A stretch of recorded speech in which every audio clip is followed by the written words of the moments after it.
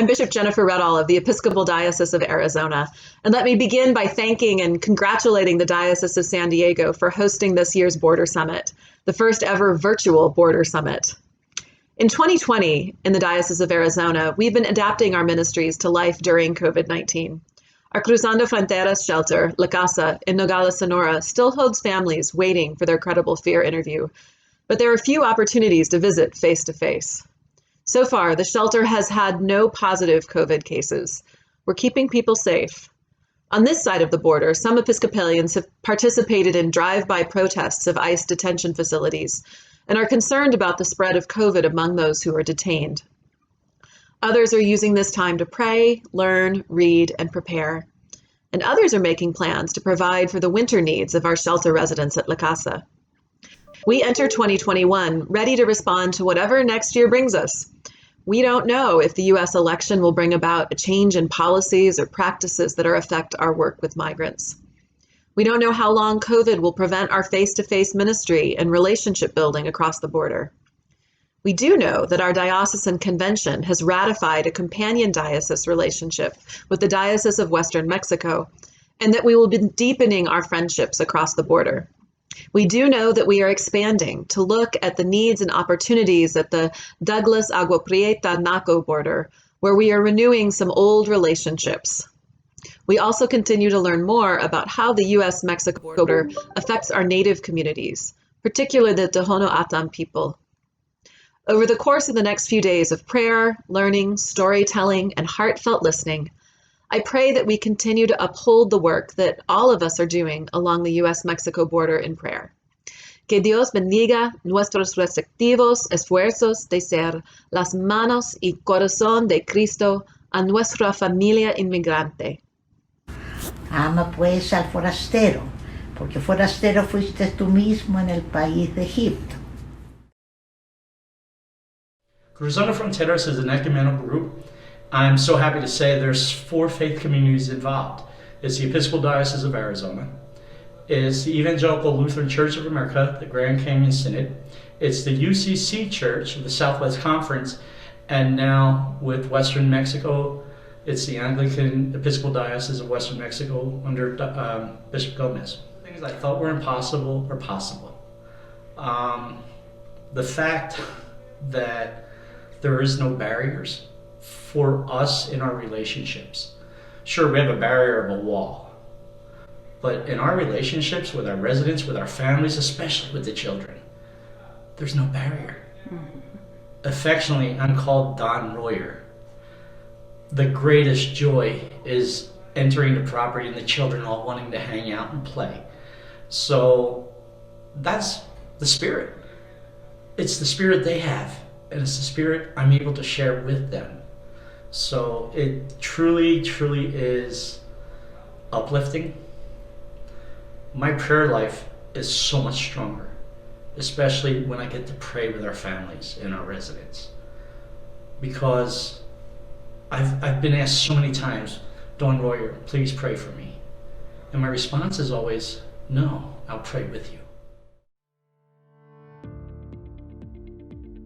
Hola, this is Bishop David Reed in the Episcopal Diocese of West Texas in the southern part of the state of Texas, and I'm glad to be with you in this way today, and grateful to you for your interest and your participation in the important and very complex work of immigration ministry.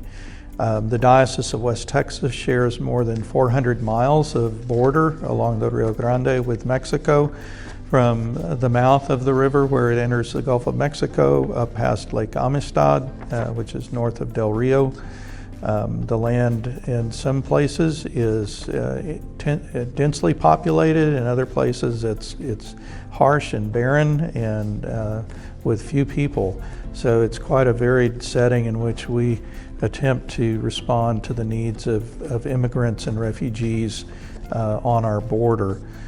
We have begun a more significant level of involvement in this. A number of our churches for years have been involved, but the recent crises around immigration and detention and a sanctuary status has reignited the desire on the part of many of our individuals and churches to make a difference for good. Thanks to a grant from Episcopal Relief and Development, we were able to bring onto the diocesan staff on a part-time basis Ms. Flor Saldivar, who is our Immigration Ministries coordinator, and she lives in McAllen, which is one of our border cities, and Flor has become deeply knowledgeable of the history and the current situation. She has worked hard to build networks within the diocese of congregations and individuals, as well as to build relationships with people and organizations in other denominations. And so she has worked very hard to get started and to build a foundation from which the diocese might continue this vital ministry. Our primary focus has been on caring for the person in front of us, for responding to the human needs. And so, as many of you know, this is a tragic situation regardless of your politics. And so our local ministries along the border have served those who wait just across the border, hoping for entry into the United States, waiting for long periods of time to get an appointment.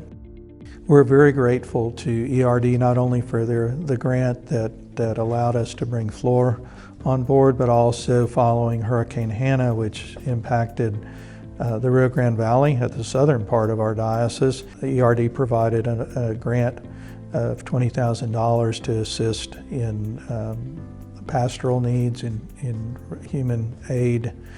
Following the hurricane, focused primarily on refugees and immigrants, and Flor has been administering that in partnership with other agencies that are doing similar work. Flor set up for the diocese an emergency immigrant housing fund that allows us to help those who are being released from detention centers to find safe housing in partnership with various entities, primarily in San Antonio, where many of those who are released from detention centers end up temporarily. So we're able to participate in providing safe housing. We also, though, Flor, working with Episcopal Migration Ministries, has been working to create a refugee sponsorship program as we worry about State Department support for the refugee practices in this country. Our Episcopal Migration Ministries is working hard to develop a means of reaching churches all over the country who can serve as sponsors. We also have been building up our network of individuals and churches who have a concern and a desire to participate in some aspect of immigration ministries, and that group is growing, and we're thankful to God and those who are involved in it for the way that concern is growing. Beyond that, we know that this issue is with us for a long time, and we know that human migration is much bigger than what's happening along our border. It's a global phenomenon, and so we're thinking strategically as we try to figure out the best ways that we might respond as a diocese and how we might support individuals and our churches in this work.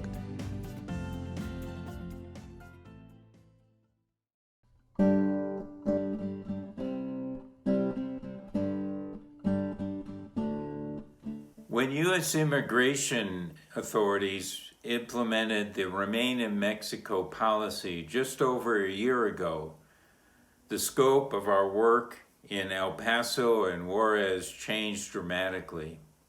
We shifted our volunteers, our resources, and our relationships south of the border toward helping the tens of thousands of asylum seekers who now would be waiting months to make their case. We worked, we struggled, and we grew with our partners in the Anglican Diocese of Northern Mexico, with the state authorities in Chihuahua, and with civic leaders in the Big Bend. We cared for Border Patrol officers and customs agents. We accompanied hundreds of Mexican migrants on the Santa Fe Bridge in El Paso and helped to assure that their cases would be heard and their rights respected.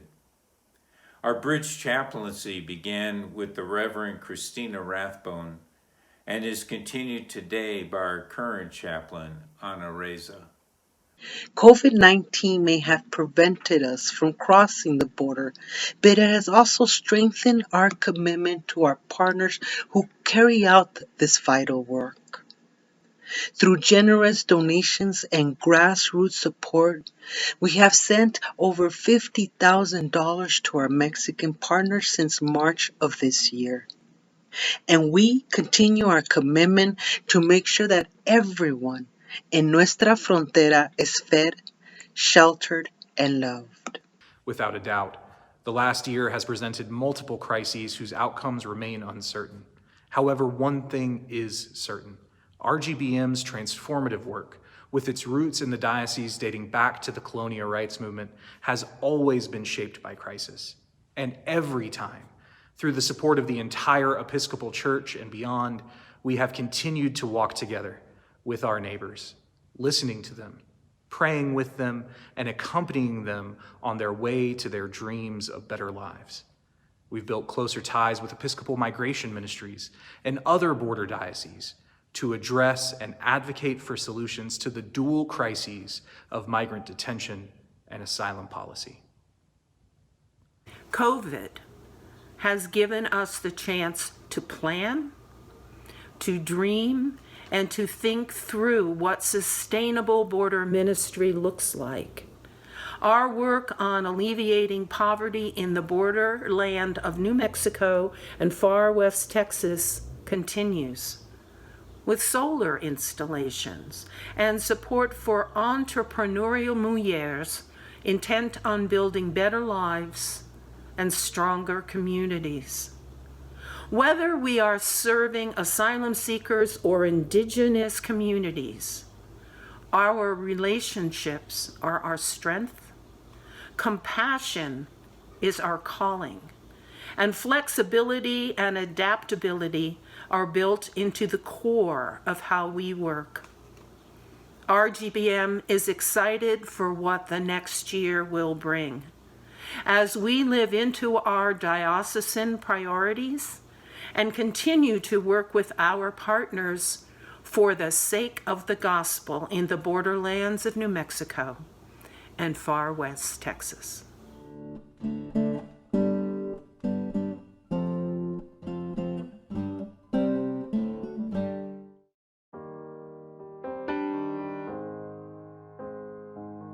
I'm Bishop John Harvey Taylor of the Episcopal Diocese of Los Angeles. Virtually invisible, not only in our lives, but increasingly in the news, are tens of thousands of asylees in an unjust and not well overseen or policed detention system nationwide. And our partners in the Diocese of Los Angeles are continuing to look for ways to collaborate on behalf of the gospel of Jesus Christ, on behalf of those most at need among us. And in our diocese, a partnership is formed among servants and preachers and prophets of the gospel to person by person, individual by individual, find shelter for asylees and detainees. We have been able to participate in a rehousing or a transition program. And so we're taking it as a great honor that we can not only serve our neighbors with a food program, but now we can use our empty classrooms and our giant kitchen to make people welcome here. They're able to enrich our congregation while they're here. It's been very wonderful for our members to meet them and to talk with them and to share in their stories.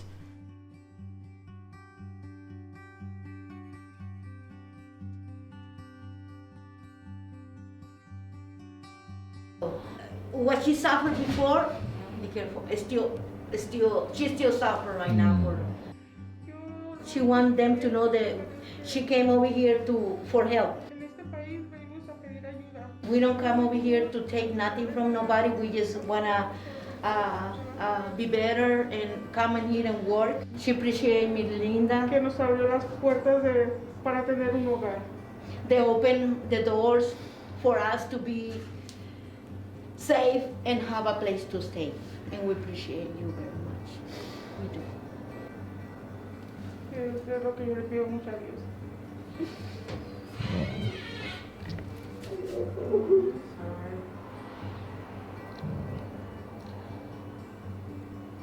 First off, we have the rooms, and we were able to clean them out, put beds in, furnish them with what they need. And we even provided a place where they can meet and use a computer, and a small kitchen upstairs. You know, I briefly talked with two of them. I can't talk about it. It was devastating. Their stories are so real and so heart-wrenching that you can hardly understand how they could still be people, and still be loving people, and still be able to laugh. So.